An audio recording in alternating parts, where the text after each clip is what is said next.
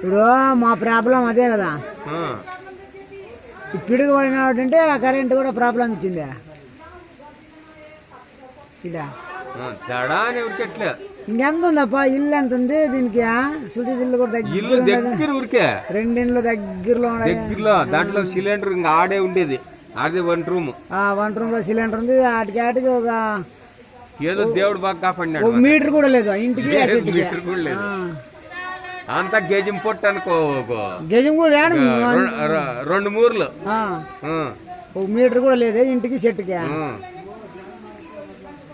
ఏమంటే ఏదో అదృష్టం బాగుంది. అదృష్టమే మీద. లేకపోతే చాలా ఇబ్బంది అవుతుంది. ఇబ్బంది కదా మరి.